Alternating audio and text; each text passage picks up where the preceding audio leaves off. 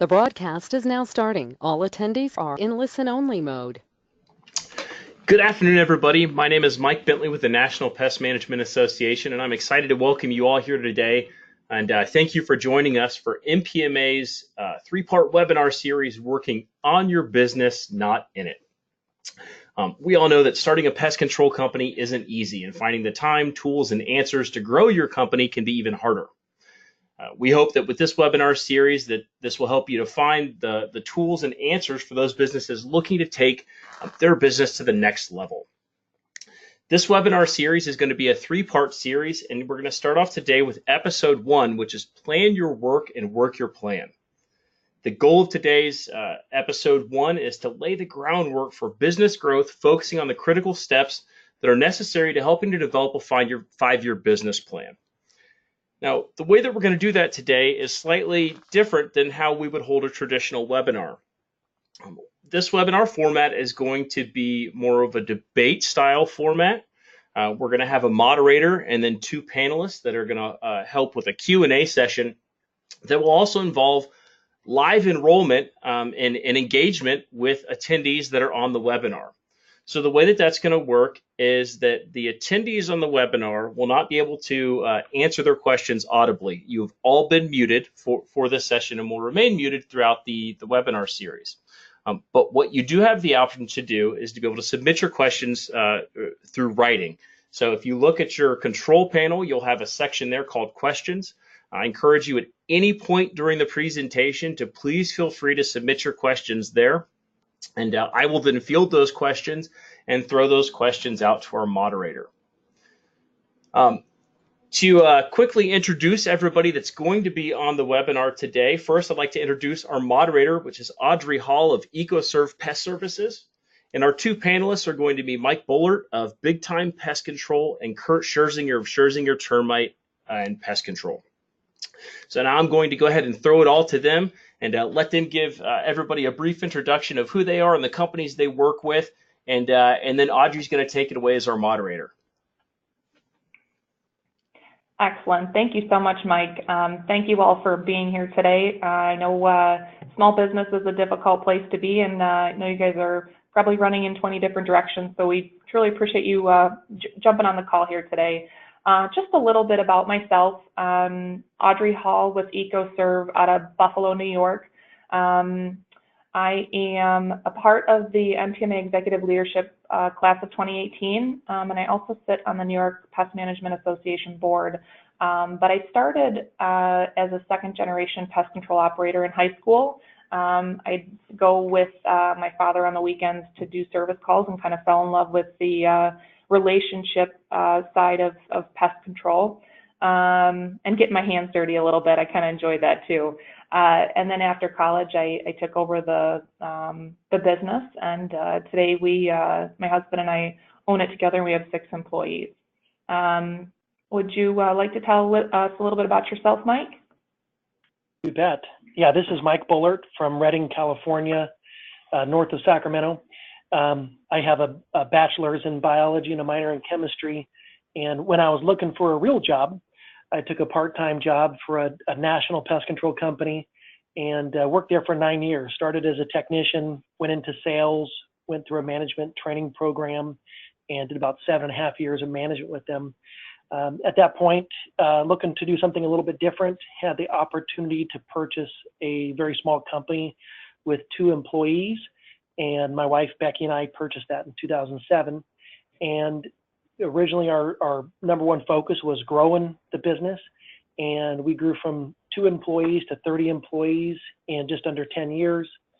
And to give you a little idea of what our business looks like, right now we're 61% pest control, 21% termite control, 13% termite control repair, and about 5% wildlife. And that's a little bit about me. All right, my name's Kurt Scherzinger. We're located in Cincinnati, Ohio. I joined the business after graduating with a Bachelor in Finance from University of Dayton, Ohio. I, at that time, had no intention of coming into the business. but I held some internships and then realized the financial advising world was not the direction I wanted to go. So I joined the family's business, and I started out as a technician and have worked and held every position in the company up to where I'm at now, where I'm the vice president of operations. Our business was actually started by my great-grandfather in 1934, so it's a little bit different perspective about working up through the generations. I'm currently the fourth generation. When I joined the business in 2004, we were right around 50 employees, and we're looking at breaking 100 employees next year. Thank you both so much. And I think it's really terrific to hear from two very different perspectives in the pest control industry. And I think both of these perspectives are very common, the family business. I would say 4 generations is uncommon when we talk about any type of industry. So congratulations to you, Kurt, and your brother and your entire family. And to you, Mike, because I think it's, when we talk about business, we talk about taking the step from working in the corporate world to becoming an entrepreneur and really starting your own business. That leap is really challenging and it's scary, and sometimes you can feel like you're on an island. And to be able to grow that successfully over these, these 10 years is just really remarkable. So we're really lucky to have you both here today to share some insights from your perspective and the route you took. And specifically, we're talking about business plans and maybe some unique ways to do business plans. I know there's a lot of different methodologies in creating a business plan, but we'd like to hear more about specifically what your business plan looked like and what it took to get that going for you. So when we talk about business plans, we really talk about stepping outside of the day-to-day grind, stepping out of the field. Kurt, I'd like to begin with you. What did your business plan look like? And did that play an important role in the growth and success of your business, let's say from the point that you came on board with Scherzinger? When I came on board, there was little to no planning. We just kind of kept running in the same direction because we saw ourselves growing from time to time. And then as we evolved, we started having just simple manager meetings once a month where we would update each other on where we all stood. And then actually over the past about year and a half, we've actually instituted a formalized strategic plan. And we've really seen growth and communication grow from that aspect. Excellent. So if you look at the prior 70 years, a lot of it was just operating in the same method, in the same direction, because it looked like it worked. So we just kept going that direction. Sure. And it may have worked slowly, right, Kurt? But it may have times change or needs change. And so what would you say are some of the major challenges with not having a business plan in place? I mean, a lot of it is nobody in the company knows what part they play. Okay. After we started discovering it, a lot of times without a business plan, nobody knows what their contribution means to the big picture and the growth of the organization. And especially now, people like to have a purpose and a drive to continue to succeed, at any level in a business. So that planning helps with that process. Yeah, that's a great point too. When we talk about everyone being on the same team and playing a part, and the importance of having adding value to what you do every day. Mike, what would you say, because you're obviously, your career took a little bit different path than a family business style, but once you took over once you purchased the business with your wife, did you have a business plan? Did you think about creating, what was your initial thoughts, and what did you do to get that business plan rolling? Yeah, initially, you know, it was, like I said, coming from a corporate world, you're used to a paycheck. And then when you go to, you know, having your own business, your paycheck is dependent specifically on what you can produce as a company day to day. So, you know, we knew that we had to hit a certain number. And so we put together a 5-year business plan of, you know, we got to get to a certain amount of revenue within 12 months in order to sustain the business. And from day one, we had to, you know, we didn't have any personal assets essentially other than our home. And so we had to borrow money to purchase the company, borrow money to purchase vehicles. And for some people that works, and some people it puts them in a very difficult situation where you're trying to overcome that. So we knew that within a 5-year time period, we had to get to the point where we were profitable, making money, and growing the business. And we, you know, if you flip to, you know, slide number with the creating a business plan there, Mike, you know, we first had to decide where we wanted to go, what we wanted our company to look like. And we operated in an area with about 40 to 45 other pest control companies, so pretty saturated market for a very small population. And how were we going to stand out? We purchased a company with 2 employees and frankly, a little bit rundown trucks, a little bit ragtag looking. And so we had to find a way to be different. And some of the things that I believed in is, you know, image is number one. So we immediately got a new uniform company. We immediately painted our trucks, you know, used trucks, albeit, but they were painted and they were new looking and clean. Those were steps one to make us stand out in this big crowd. And then we began putting together what those next 5 years are going to look like and how we're going to get there financially. Does that answer your question? Yeah, that's really helpful, Mike. And so initially, what would you say are a couple of the challenges when you look to start putting this business plan, this 5-year plan, down on paper? What did that look like for you as a new entrepreneur? What were your struggles? Well, a lot of anxiety of where are the customers going to come from, right? So we're trying to make sure that those new customers are coming in. So we're trying to decide how much to spend on marketing was probably our number one concern. You know, you have every advertising agency, yellow pages, internet was just starting to be more and more important at that time. They're knocking on your door, say, hey, spend money here and you're going to get that return. So we had to make very calculated investments on what our growth trajectory was going to be. So we knew that when we spent advertising dollars, that the proper return on investment was going to be there, and made decisions on contracts that we went into, if they were short-term contracts or if they were long-term advertising contracts, that we wouldn't overspend to put us into a position where we were running in a deficit each month. Okay, great. Mike, let's stay on track with you here with your business plan. Your philosophy on a business plan is really, I'm hearing a 5-year plan. Can you break down a couple tools for us that listeners can use? You know, let's put us in their shoes when they're starting out, or they've got a few employees and they're looking to get to that next level.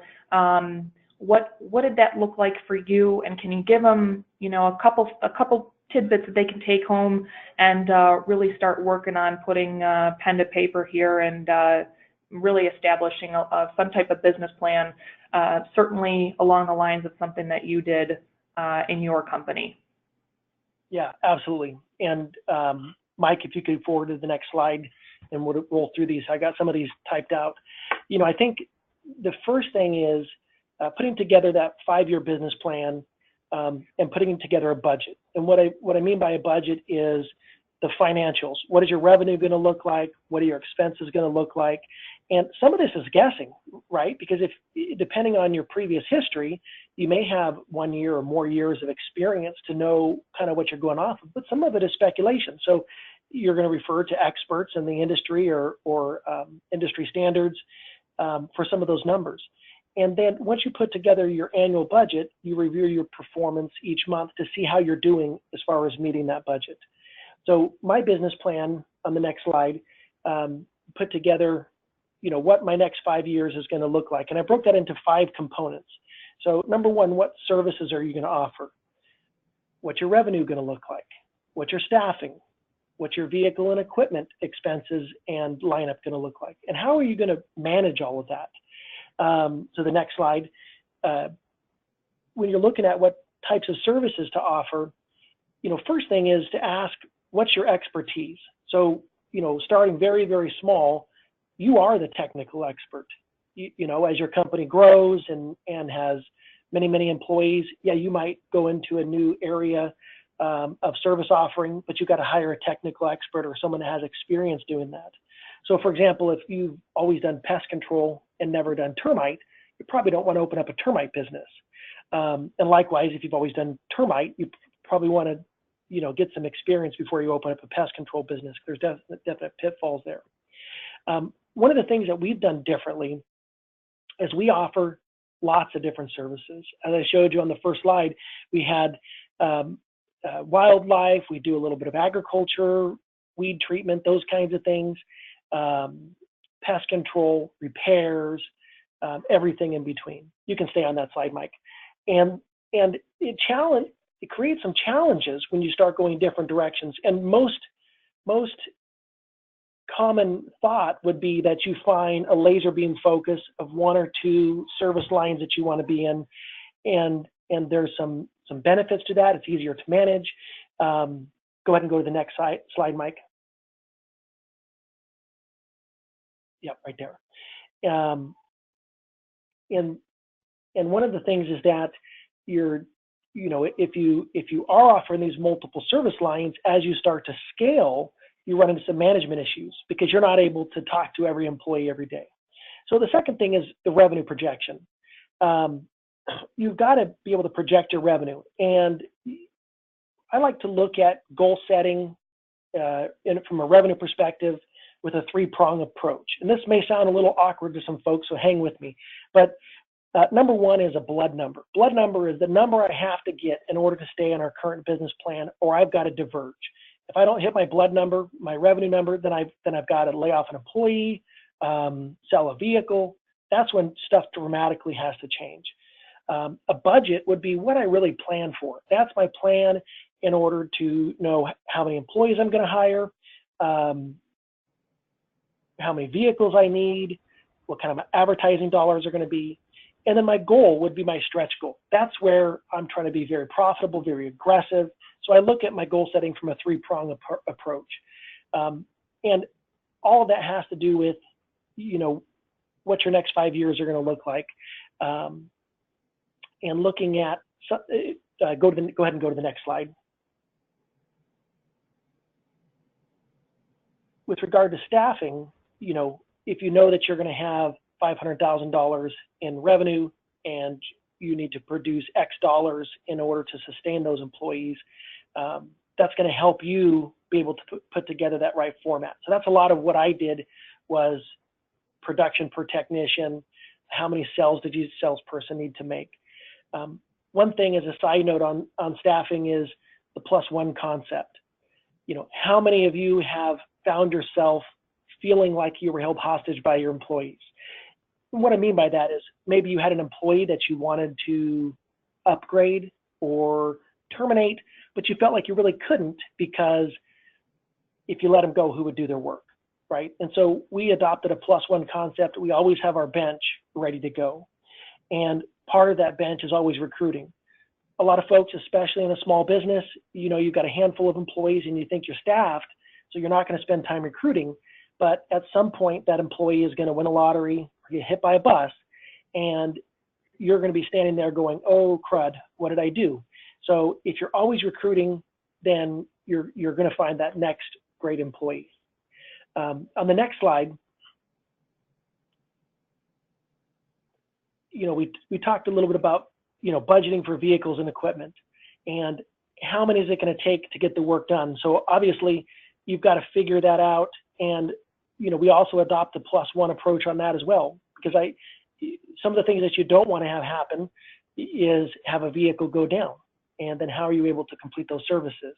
So we adopt a +1 on the vehicle side very quickly on how you purchase your vehicles, cash versus getting loans. And we've purchased a lot of our vehicles, and a lot of our growth has been stimulated by borrowing money. There's a lot of negative side effects of doing that, right? You have to be able to earn enough revenue to overcome that. And versus if you are purchasing with cash, that's great, but maybe you want to keep that cash in reserve in order to do pay for payroll or growth in advertising dollars, those kinds of things. Go ahead and go to the next slide. And so lastly, managing the business. I think that it's important to evaluate your performance or my performance each and every month, you know, and make adjustments to your expenses based on how well you perform.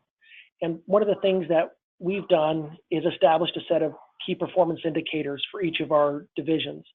And these would include things like revenue by source, pest control, termite, etc., as well as our pest control net gain, productivity by technician, sales by technician, our receivables by aging groups.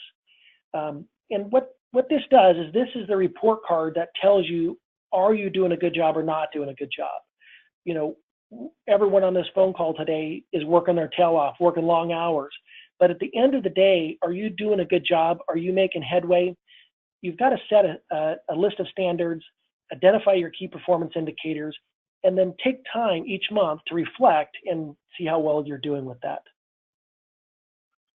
That's awesome. Thank you so much, Mike. And I think it's really interesting listening to you talk about it because, you know, at the beginning of this conversation, you know, Kurt and Mike really come from different backgrounds, but what I'm hearing is a lot of the same issues. There are a lot of same reasons why a business plan can be so successful for any business and at any point, because you started out, Mike, from the beginning.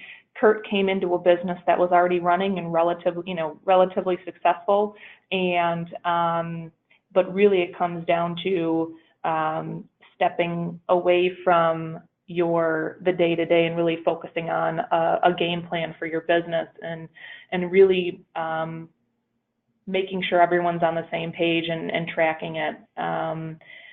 Kurt, tell us a little bit about you know, a couple of the tools that you use in particular. I know you have a little bit different a viewpoint on what your business plan looked like to grow your business from 40 to just over 100 this upcoming year.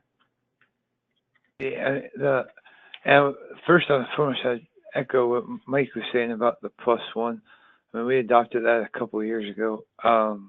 You know, because we always found ourselves short-staffed, and I cannot stress, even though it's an investment, because sometimes you don't have 100% enough work for that employee, but it will save you in the long run and allow you the extra room for growth. But if we could jump to a couple more, the one that's the entrepreneurial operating system.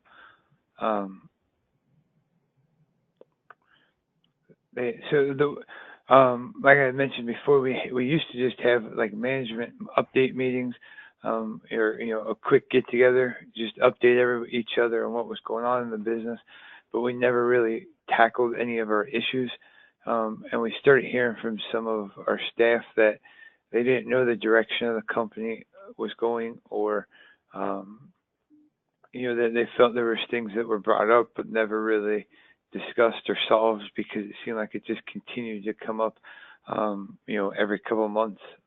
We all get so busy and we forget to take time to step back away from the business and truly look at the business from an outsider's perspective. I searched for a couple different methods, and we actually even tried one and ditched it because we didn't like what we were doing. And then I attended an information session on the entrepreneurial operating system. It's a formal system to where our senior staff actually gets together for 90 minutes a week And even for a smaller organization, it can be just a couple of the key players. And what you're doing is you're driving the direction of the business, and you're getting buy-in from everybody.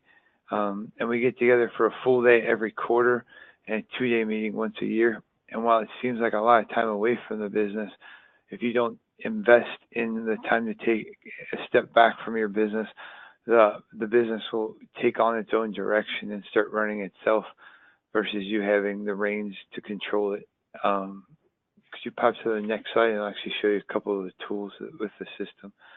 So we never really wrote, as I mentioned earlier, wrote down like our goals and where we want to be. And so with this system, what it does is it actually has you write down the core values of your organization, and then the core focus of your organization. And we actually redefine some of our core values, and so that we could all be on the same page and start tracking and recruiting and talking about some within the organization. And we start looking at some of the individuals who've been saying, do they have our core values? Will they continue to take us to where we want to go in the long run? And you develop a 10-year target that also includes what you want your revenue to look like 10 years down the road. I mean, it's hard to think about sometimes what we're doing tomorrow, but what you do is you develop that 10-year target, and then you work backwards and develop a 3-year picture and a 1-year plan. And then during your quarterly meetings and as well as your weekly meetings, you're constantly looking at a scorecard and whether you're tracking ahead of score or below score. And then you're able to work backwards from that and actually dig through, hey, is there an issue that we're not hitting that metric that we wanted to? And along with this is you develop the marketing strategy, and you can see over on the right-hand side, there's something called a rock. And a rock is something bigger than an issue, and something that it might be one of those things that constantly comes up. And you need to figure out a plan and to drive long-term success with those. The rocks are the things that are holding you back from growing. And so you actually assign that to somebody. And then in that next quarterly meeting, they come up and they bring the solution to that rock and recommendations on how to move forward as a team. And then the issues are the little things that you can pick off on a week-to-week basis. It may take 2 or 3 weeks. But what this does is it allows one spot to capture all this information. Everybody's able to look at it and see where they're at. We all get too busy. We get buried in emails. We get buried in phone calls. This allows you to have kind of it's kind of like a health check or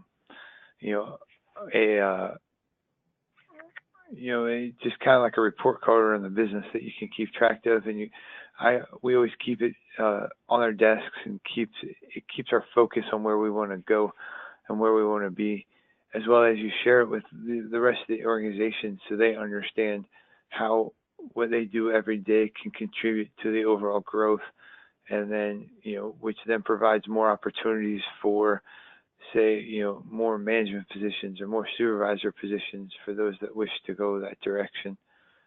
If you go to the next one, it kind of shows you. Or go ahead, sir. Go ahead. Do you have a question, Audrey? Kurt, on this, just the vision traction organizer, I'm looking at it right now. Let's say we have a small business that has maybe 2 technicians and a person in the office. How often would you recommend a small business work with their employees who may be working out in the field all day but obviously this is really important to them. How do you recommend a small business kind of tackle this at that type of level? I think it would still be key to get together with them on a weekly basis and update them on the progress of the business. It might not be 90 minutes every week.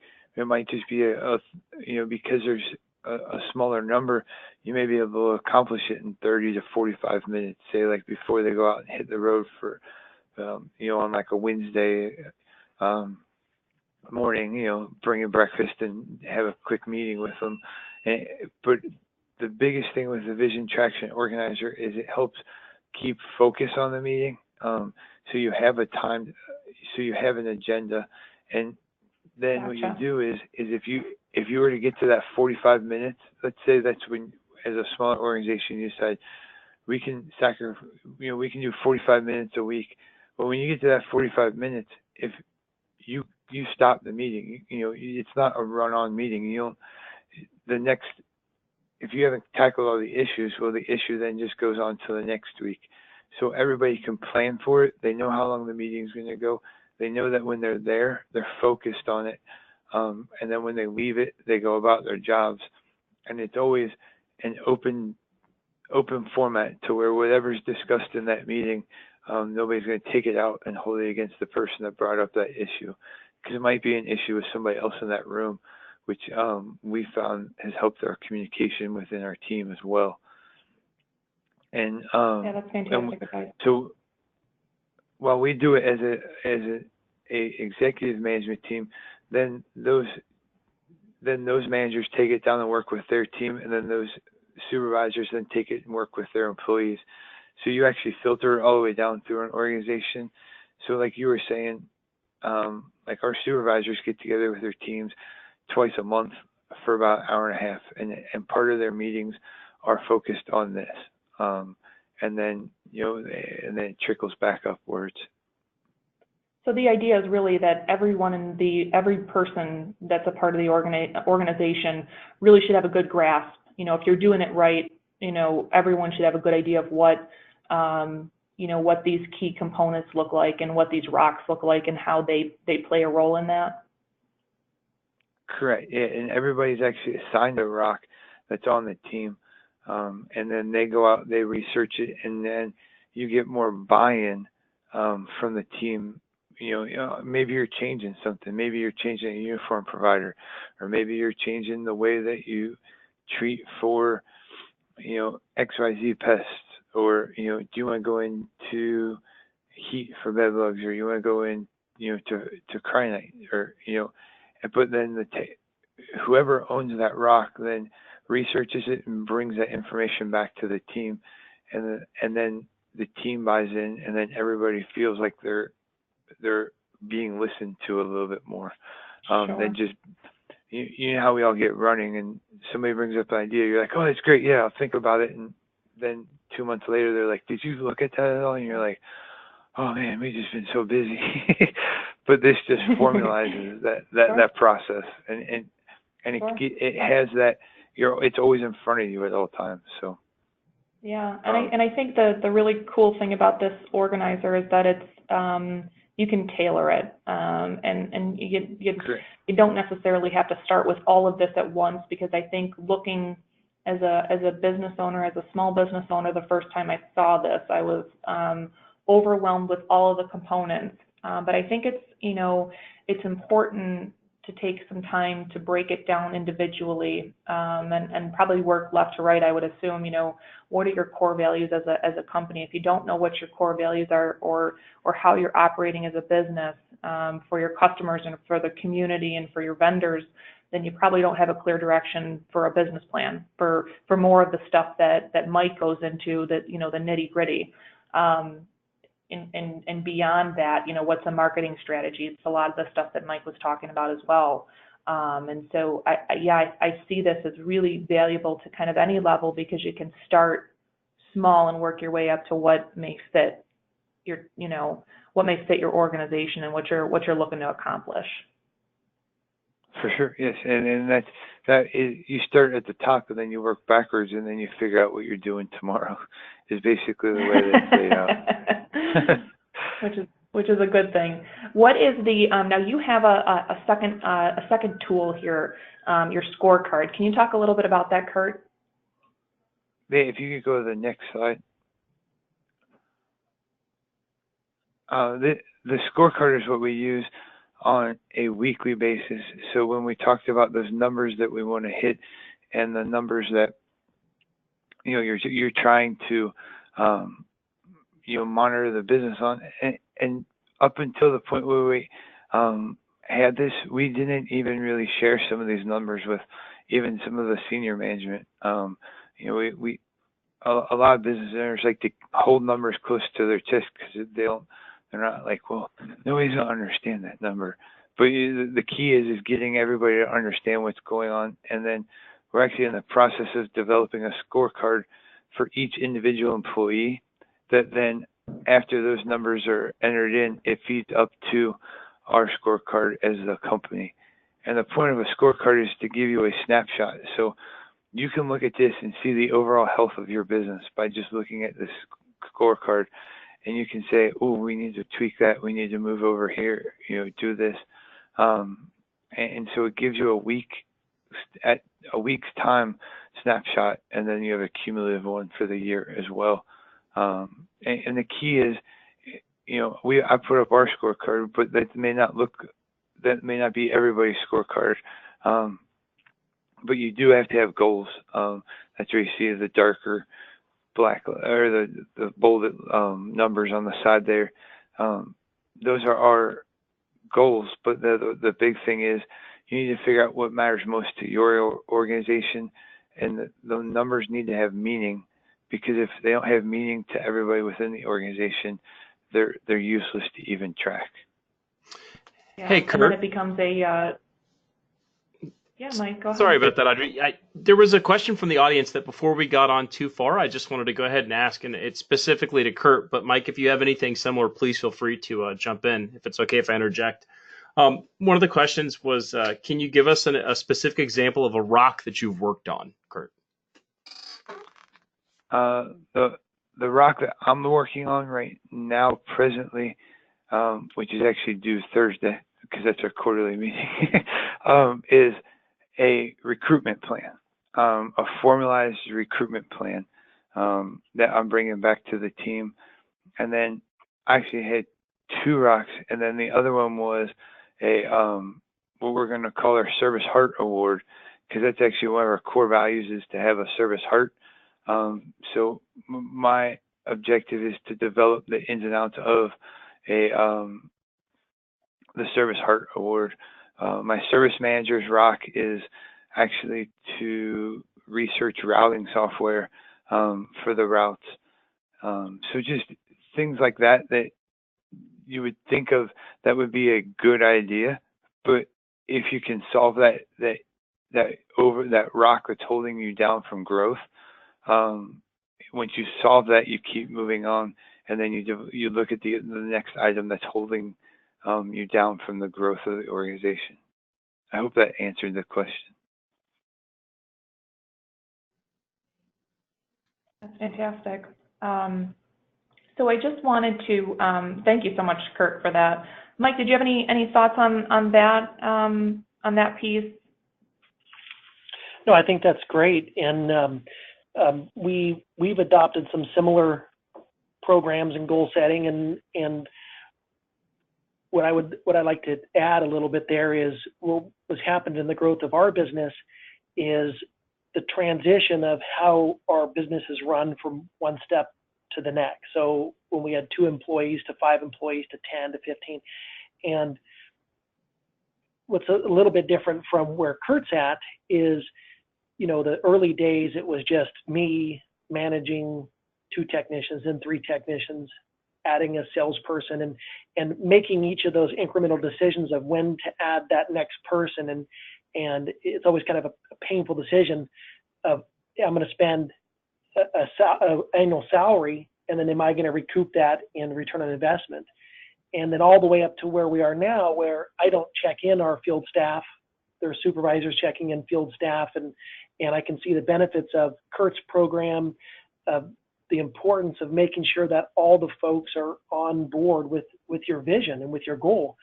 And early on in our development, communicating vision was easy because I talked to every employee at least once a day. Now, most employees I don't even see. And so, you know, just to kind of add that at each incremental phase of development of a company, each phase presents its own challenges. And that's kind of the crux of developing and growing, is facing those challenges and identifying them and, you know, finding a way to adapt. Kurt mentioned software.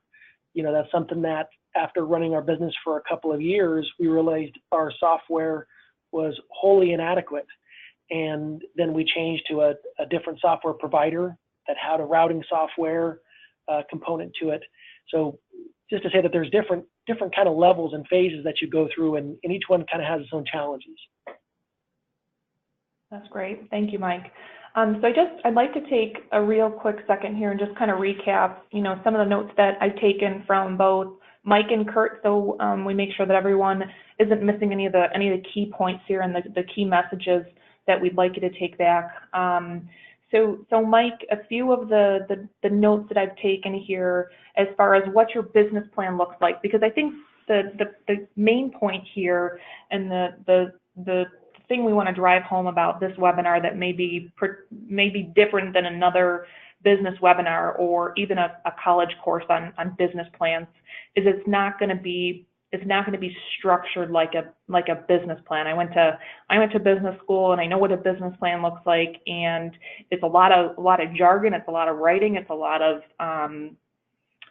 information overload, but this really gets down. I think Mike and Kurt, you guys really got down to the nitty-gritty of what do you need to survive and where you see yourself going, and making sure, whether you have one employee or no employees or 100 employees, you guys all got to be on the same page.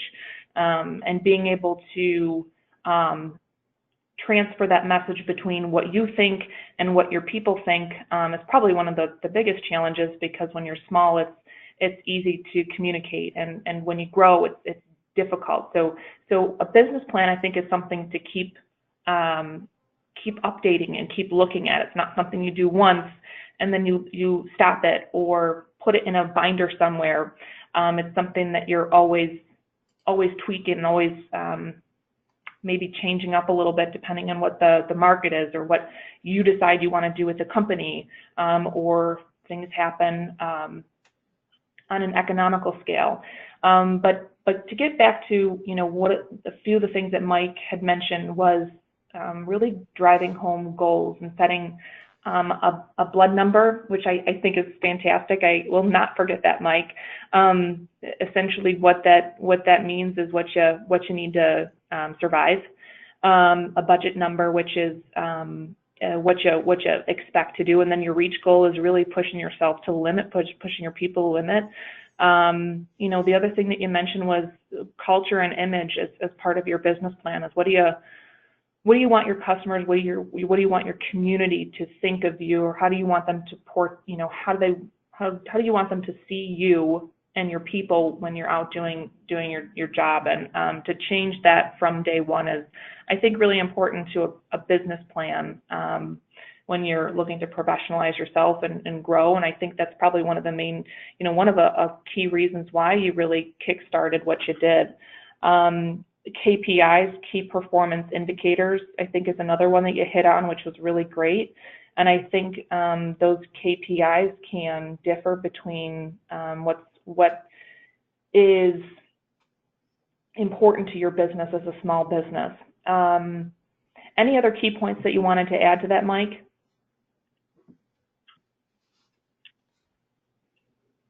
I think I'd just add a little bit on the goal setting part, since you mentioned that. Yeah. I have a slide.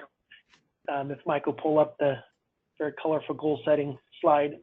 I think anything that you're working on is we want to be very specific in what we're trying to accomplish. It's easy to say we're going to get better, we're going to try harder. Those are all fail words, right? So if you're making a goal, or in Kurt's situation, a rock, you need to be very specific at what that is. What are you trying to accomplish? It has to be measurable. How are you going to demonstrate whether or not you achieved it? Are you going to increase your business by 10%? Is your goal to be at 3 technicians by the end of the year? Very, very specific. Achievable. Yes, you want to challenge yourself to reach and achieve something that you've never done before. That's the point of a goal. But it's got to be something that's within the realm of reasonable. You have some way to develop a process to get to that point. And then relevant. Is that goal relevant to, is it congruent with the goals of your company, the plan, your business plan? You want to make sure it's something that's going to help you get where you want to go. And then time bound. again, I'm going to increase my revenue by 10% by the end of the year, a time-specific goal. And it may be okay to not reach your goal. And that's kind of that, your budget versus your blood number. If my goal is to increase by 10% by the end of the year and you only get 8%, well, you probably still did a pretty darn good job. But you want to be very specific on setting those goals and kind of painting your picture for the future. Fantastic. And so with that being said, I will quickly comment on the business plan back from when I started several years ago that I kind of took from a college course, and from what some people in the industry also recommended was a SWOT analysis. If you haven't done so in a year or two, it's probably good to reflect on that again. Strengths, weaknesses, opportunities, and threats. I think if you do a little research on it and you don't know much about it, I think that's a really great place to start. I think the mission and core values, having a statement for what you believe in, who you are, what your values are, and then I think as far as tools go, I highly recommend as a small business getting involved in local networks to help you create this business plan. The Small Business Administration has got some really great resources. And also NPMA has got a ton of resources to help you kind of fine tune this business plan of yours.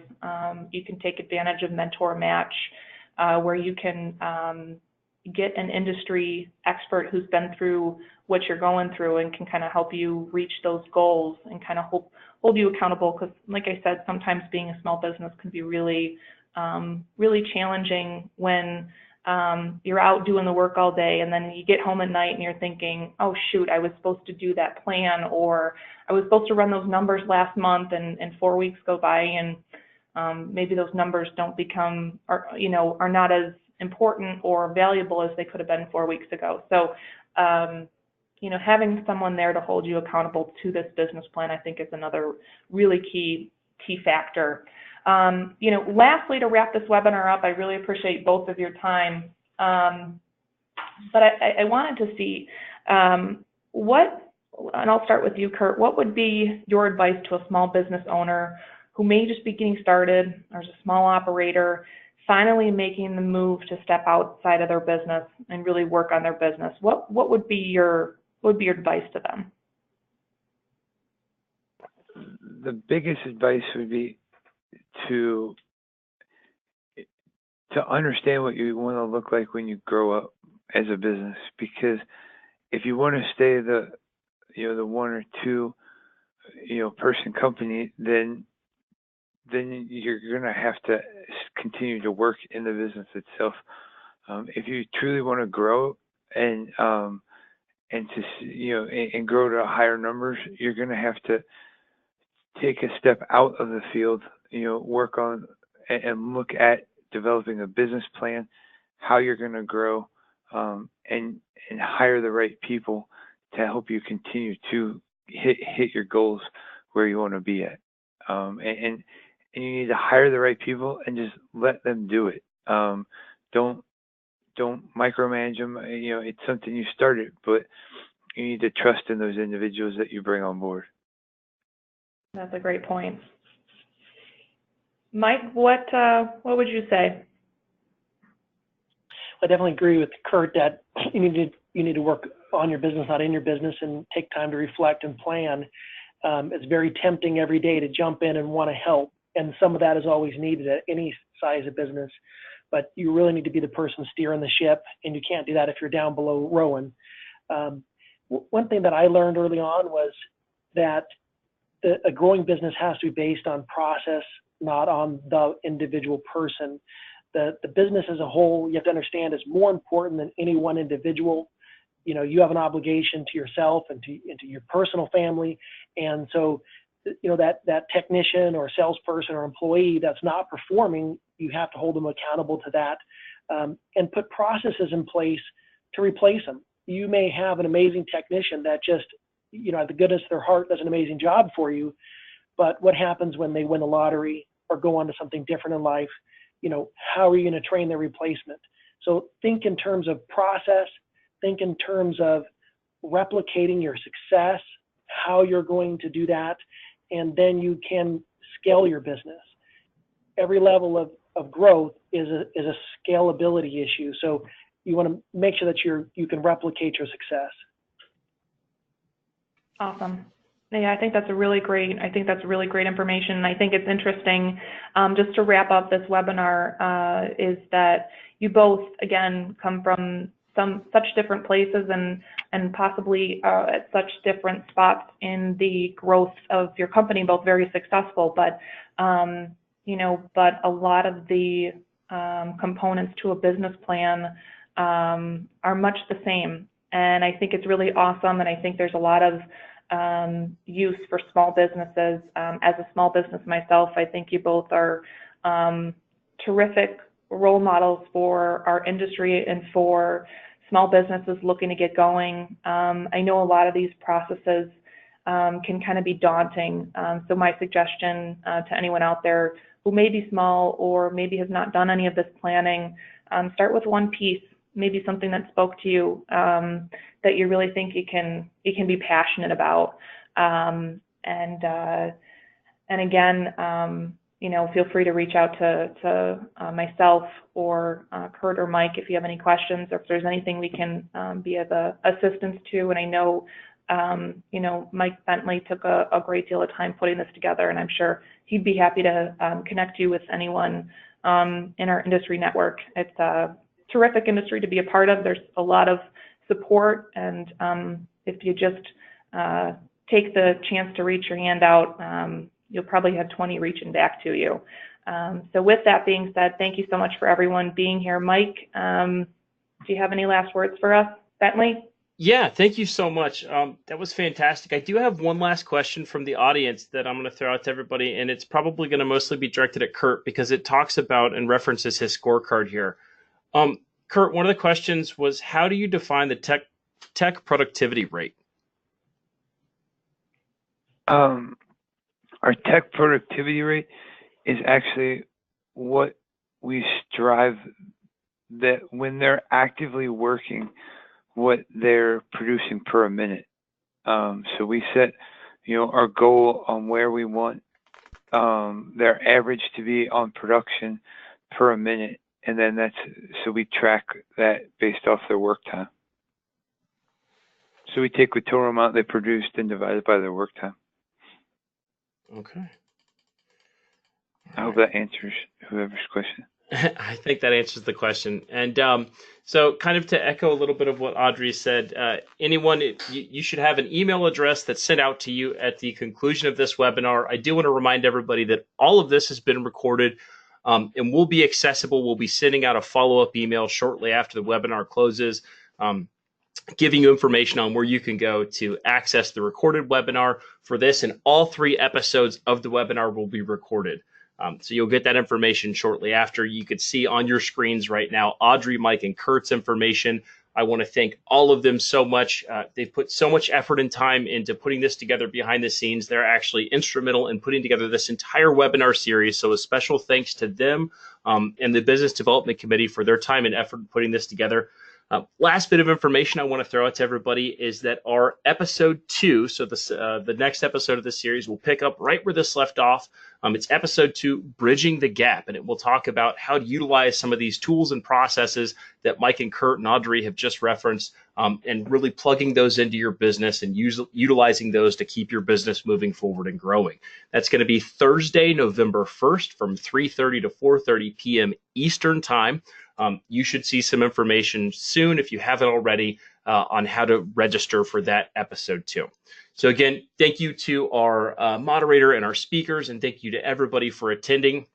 If you have any questions or comments, please feel free to reach out to our speakers or myself, and we'll make sure to get that information out to you as soon as possible. But thank you all so much. Everyone have a great day, and we'll see you next time on episode 2.